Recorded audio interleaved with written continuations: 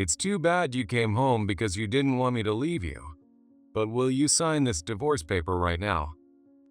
I had undergone a transplant surgery to save Zoe's life, spent about a month in the hospital, and finally returned home. Even after the surgery, I suffered from severe anemia, leaving me so weak that just standing was a struggle. And yet, Eric, like a heartless demon, shoved the divorce papers straight against my chest. I glared at him, disgusted by the filthy, pathetic version of the man I had once admired. I'm Olivia. I just turned 30 last month, but I'm still working as hard as I did in my 20s. Since I started my career, I've been completely dedicated to my job, steadily building my track record. Now, as a mid-level employee, I've been entrusted with training several new hires. I've always had a strong sense of justice, and no matter who I'm dealing with, I treat them as equals. If something is wrong, I feel the need to say so outright. I just can't let things slide. While many of my former colleagues left the company to get married, I kept climbing the career ladder. I'm sure there were plenty of people who resented me for it, especially some of my senior managers, who didn't like seeing a woman in her 20s get promoted. They didn't hold back, using their position as a shield to throw cruel words straight at me. If you keep acting all high and mighty at work, you're gonna miss your chance to get married. But hey, you've got it good. You can work as much as you want, and when you get tired of it, just get married and have someone take care of you. I always thought I was mentally strong enough to handle things like that. But when you're hit with that kind of malice head on, it still stings. Before I knew it, I was 28, battling through workplace challenges. That year, I was assigned to a newly established department within the company, which only fueled my drive even more. From what I heard, the department was assembling a team for a new project, specifically scouting employees with proven track records. I shut down the managers who had constantly belittled me with nothing but my skills, proving that my hard work had never been in vain. At that moment, I felt unstoppable. But then, something happened that would change my life forever. That was when I met my future husband, Eric, who had been transferred to the newly established department. Eric was 5 years older than me and had originally worked in sales at our company. He is tall and effortlessly stylish in a suit with a gentle and handsome face. His polished, clean-cut appearance and bright, friendly smile made him popular, not just among the female employees, but also with colleagues and even managers. I was one of the many who secretly admired him, but at the time, I was more passionate about my career than romance. So I chose to see him strictly as a work partner. Work quickly became more hectic than I had anticipated, and for the first time since joining the company, I was completely drained every single day. Struggling to coordinate with my clients, I found myself constantly apologizing, and my stress started wearing me down. Even the usual snide remarks from my manager, which I could normally brush off, started hitting harder. I was so overwhelmed that I ended up crying alone in a bathroom stall one day. That's when Eric noticed something was wrong before anyone else did. Even though he had his own heavy workload, he stayed late to help me with mine. I felt guilty for relying on him, but at the same time, I couldn't help but appreciate his support. I had always believed that I needed to handle everything on my own, but working with Eric taught me that doing everything solo wasn't always the right approach. As we worked together, we started grabbing drinks after work, and our bond naturally grew stronger. As we grew closer, our conversations became more personal, and I found out that Eric had been through a divorce after his ex-wife cheated on him. He was now raising his daughter, Zoe, on his own. I felt terrible when I realized I had unknowingly kept him working late when his daughter was still just a grade schooler. Zoe is only 10, but she can cook for herself and wakes up on her own to get to school. I do feel bad for leaving her alone so much, but she's really independent, almost like a little life. Eric gave a sad smile. Seeing that vulnerable side of him for the first time stirred something in me. From that moment on, I started seeing him not just as a colleague, but as a man. The first thing I decided was that I couldn't keep burdening him. I became even more diligent at work, doing everything I could to minimize overtime. I also made an effort to help him whenever I could, making sure he could leave early to spend more time with Zoe. I honestly wanted to go out for drinks with him like we used to, calling it a cheers to hard work night. But I couldn't bring myself to take away his time from Zoe, who was still in grade school. In the end, my sense of restraint won over my selfish desire. Over time, Eric's attitude toward me changed.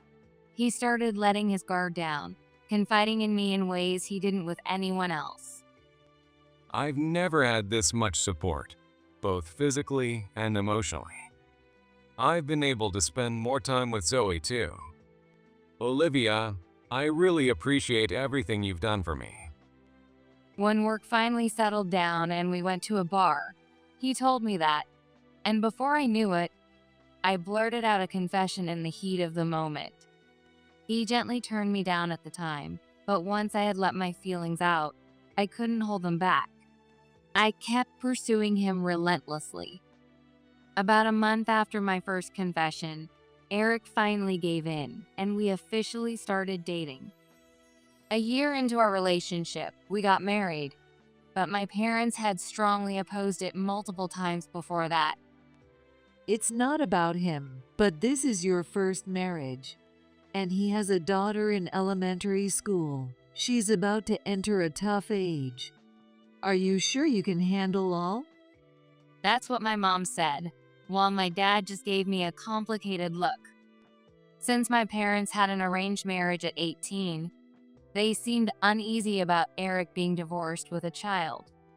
But I was so in love with him that I managed to convince them, promising that no matter what happened, I would never become a burden to them. And so, we finally made it to the finish line. Between work, I gradually prepared for the move and focused on adjusting to my new life. After we got married, I started spending weekends at Eric's house, making an effort to bond with Zoe. I tried playing the games Eric told me she liked, and I even cooked her favorite meals, but her reaction was lukewarm at best.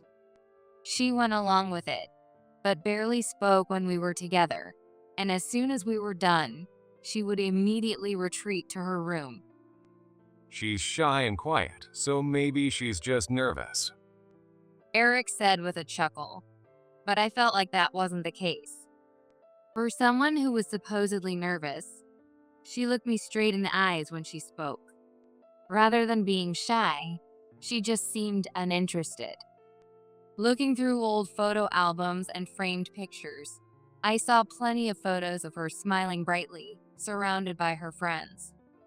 She didn't seem like a quiet or withdrawn child at all. I was frustrated that Zoe wouldn't open up to me, but I decided I just had to wait and give her time. Then, something terrible happened. One weekend, as usual, I was at Eric's house preparing dinner when I suddenly heard a loud thud from upstairs. Eric was in the shower, so I immediately stopped what I was doing and rushed upstairs. There, in the hallway, I found Zoe collapsed on the floor. Zoe. I instinctively reached out to shake Zoe, but then I realized that calling an ambulance was the priority. With trembling hands, I dialed 911. Fortunately, the ambulance arrived in less than 5 minutes. As Eric stood there in shock, still unaware of what had happened, Zoe was taken away. I asked him to drive us to the hospital, and once we got there, I sat anxiously in the waiting area, shaking as I waited for her to come out of the treatment room. I had no idea how much time had passed, but by the time I looked outside, the sky was already completely dark. A nurse guided us in, and we listened as the doctor explained the situation. I was so shaken that I could barely understand what he was saying, but I managed to grasp the key points. Zoe had a genetic condition, and the only way to treat it was through a transplant. As part of the preparation for the procedure, the doctor wanted to test both Eric and me. We agreed without hesitation. The next day, the doctor called me directly and told me that my organs were a likely match for Zoe. I had always thought I was prepared to go through with a transplant if it ever came to that. But when I was actually faced with the reality, fear of the surgery and doubts about whether I could really save Zoe consumed me. When I told Eric, his expression darkened. If this increases Zoe's chances even a little, I know it's a lot to ask, but I'd really like you to do it. I wish I could take your place instead. If I could switch places with you, I'd do it in a heartbeat. But if you're the only one who can save her, please, consider it. His voice was strained, and he looked like he was on the verge of tears. That was the moment I made up my mind. I called the hospital and scheduled the surgery right then. It was about a month after our procedures when I was finally able to see Zoe again. Her body had successfully accepted the organ I had donated. Because she was young, her recovery had been quick. On the other hand, I struggled with severe anemia for a while and had to use a wheelchair around the hospital. Eric, who had been visiting me after work, was worried. You still look pale. Have you been feeling like this the whole time?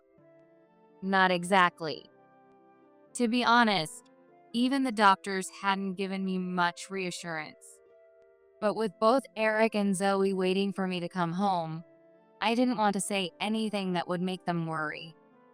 Still, there were days when I felt completely drained, and sometimes the medication left me unable to hold a proper conversation.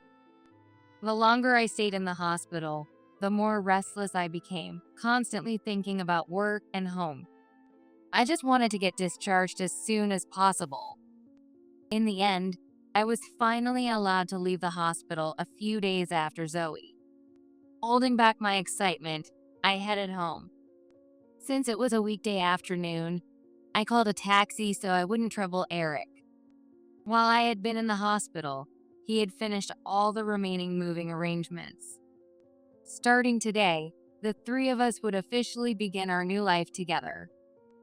I wonder what kind of expression Zoe will have when she sees me. I felt a little guilty for thinking this way, but I hoped this experience would bring us closer. As I thought about what meals I could cook for Eric and Zoe once I was well enough to handle housework again, I had arrived home.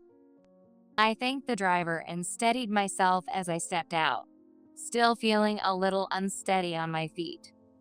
The moment I walked in, I immediately sensed something was off. Unread newspapers were piled up near the entrance, with postcards, envelopes, and junk mail scattered carelessly on top. Garbage bags filled with food scraps were thrown on the floor, and the entry mat was flipped over, left in a mess. Just looking at the entrance, I was speechless at how unkempt everything was. I told myself that maybe Eric had been too busy with work and didn't have his energy to clean up. But that thought was completely shattered the moment I stepped into the living room, where I stood frozen. Empty food containers with leftover crumbs were scattered across the floor. The trash can was overflowing with wine bottles, and there was a foul smell, as if something had been spilled and left untouched. The floor was sticky. I wasn't a clean freak, but the sight in front of me was unbearable. My head started pounding. Oh, you're back. I turned around and locked eyes with Eric, who was sitting on the couch, its cover stained all over. He was wearing a wrinkled, sweat-stained t-shirt that looked like he had been in it for days. What's going on? Where's Zoe? And what about work? I took the day off to wait for you because I was worried. And now you're gonna start nagging me the second you get home. I could smell alcohol on him, and his words were sharp. If you were so worried, why didn't you come pick me up? The thought reached my lips, but I swallowed it back. He was already irritated. I didn't want to provoke him further. I'm not trying to lecture you. I just want to know what happened. This happened because you took your sweet time in the hospital. And Zoe, after all the times I went to visit her, she kept acting like a brat. It pissed me off. She's probably still locked up in her room. Eric had never spoken badly about Zoe before, so I was stunned. Then he looked me up and down and clicked his tongue. If you're well enough to come home by yourself, shouldn't you have thought about getting back sooner for your family? You're such a selfish woman. Then, without warning, he shoved a piece of paper into my hands. I stumbled slightly from the force, steadied myself, and looked down at the paper. To my shock, it was a divorce document. What is this? Sorry to ruin your big dramatic homecoming, but this is how I feel. You stay in the hospital, rack up medical bills I have to pay, and then come home just to nag me about the house being a mess. That's on you. I don't care about your anemia or whatever. If you can't handle housework anymore, you're just dead weight. And Zoe doesn't seem to like you much either, so this works out perfectly. Eric smirked, his usual warmth replaced with pure cruelty. I told you, I'm not trying to scold you, and I do feel bad for being away for so long. But my anemia has improved a lot, and I can handle housework again. Now that I'm home, let's just try to get along. I desperately tried to reason with him, but he wasn't listening. It's obvious you're just trying to leech off my money now that you can barely take care of yourself. You took a taxi home today, playing the role of the devoted wife, just so I wouldn't leave you. Pathetic. He was talking nonsense. I tried again and again to correct his misunderstanding. But no matter what I said, Eric seemed determined to paint me as a defective woman. Someone broken because I had lost an organ, incapable of handling work or household chores, a useless wife. When he claimed that he had no choice but to divorce me because of my condition and even mentioned demanding alimony, I was completely speechless. I had always thought that treating a wife cruelly after she saved a daughter's life as a donor was something that only happened in TV dramas. Despite risking my life to donate an organ for Zoe, Eric didn't offer a single word of appreciation. Seeing his cold-heartedness, I could feel my love for him fading rapidly. I didn't regret the transplant itself. To me, Zoe was already my daughter, and I was genuinely relieved that my organ had been a match. I was happy to have saved a young life with a bright future ahead of her, but I had no intention of wasting any more energy on a man as rotten as Eric. If he wanted a divorce, I was ready to fight back. Fueled by that determination, I grabbed the pen and signed the divorce papers without hesitation. I'll be getting a lawyer, so have them communicate with me from now on. There was no way I was going to pay him alimony, and I made that very clear. Eric's smug, careless attitude irritated me to no end, but I refused to let him ruin my health after all I had been through. So, without another word, I grabbed the belongings I had used in the hospital and walked out of the house for good. Just as I had said, the legal battle dragged on for months, but in the end, his alimony claim was dismissed. The money I had saved during our marriage was subject to division, but all the savings I had before getting married remained mine. The divorce was finalized, and I was certain I would never have to deal with Eric again. A year after our divorce, I was back to working just as hard as I had in my younger years. The company I worked for was one of the bigger firms in the area. So fortunately, once I was transferred to a different department, I hardly ever ran into Eric. The transplant had made one of my organs slightly smaller, but my regular checkups showed no issues, and my physical and mental health were perfectly fine. I had been told that the hospital would contact me if anything ever happened to Zoe, but since no such call had come, I assumed she was doing well. My coworkers were considerate enough to avoid mentioning Eric around me, so I tried to think of him as someone who had simply disappeared from my life.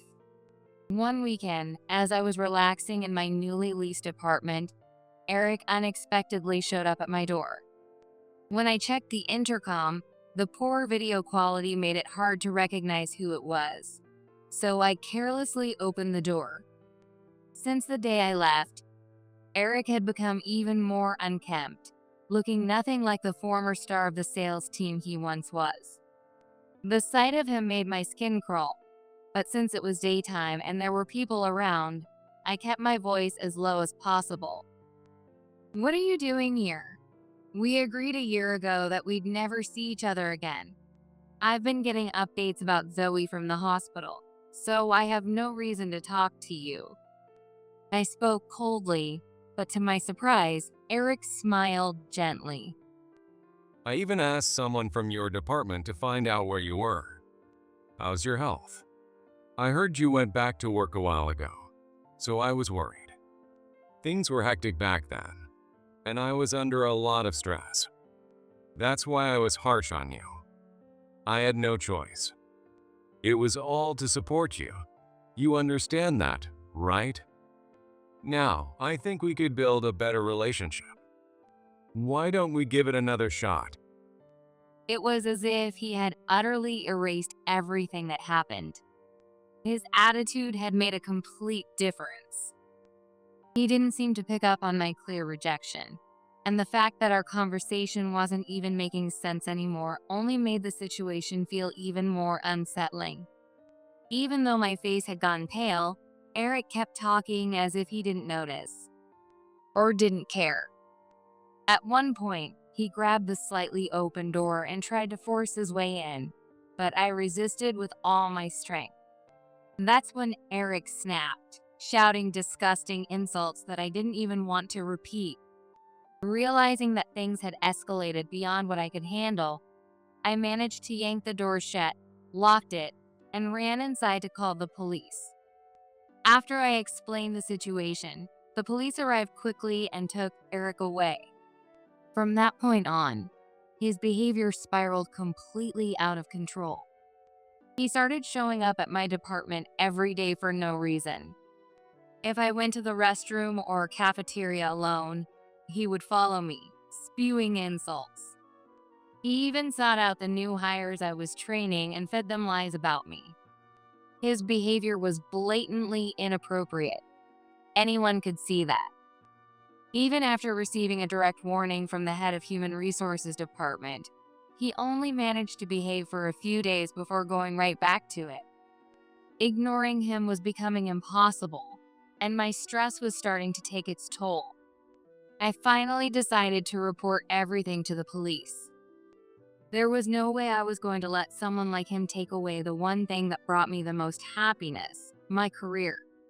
Determined to stand my ground, I went ahead and filed a claim for damages. Later, a ruling was made recognizing Eric's actions as particularly malicious, and my claim was granted. Around that time, I received an apology from a man who had given Eric my address. Apparently, he had once been Eric's coworker and couldn't bring himself to refuse when Eric asked, out of gratitude for the help he had received back in the sales department. It's not exactly an apology, but He began telling me about Eric's current situation. After our divorce, Zoe left a note saying, "I'm going back to my mom's," and disappeared from Eric's home. Apparently, he had just returned from a week-long business trip when he found her room completely empty. Desperate, Eric reached out to his ex-wife, not expecting much. But that's when he uncovered a shocking truth. It turned out that Zoe and Eric were not biologically related. Zoe's condition had been genetic, but no one in Eric's family had ever suffered from the same illness. The same was true for his ex-wife's family. It turned out that Zoe was actually biologically related to his ex-wife's current husband. I was stunned to realize that the rift between Eric and his ex-wife had existed for over a decade. Maybe their divorce had been caused by her infidelity, but the fact that Eric had fought for custody despite barely taking care of Zoe made me think he had only done it for the sympathy that came with being a poor single father. When his ex-wife took Zoe back, she discovered multiple bruises on her body. Zoe told her mother that they were from Eric. Determined to regain custody, his ex-wife took him to court and won. This pushed Eric further into stress, leading him to bring alcohol and cigarettes to work. He was also seen recklessly gambling away his money.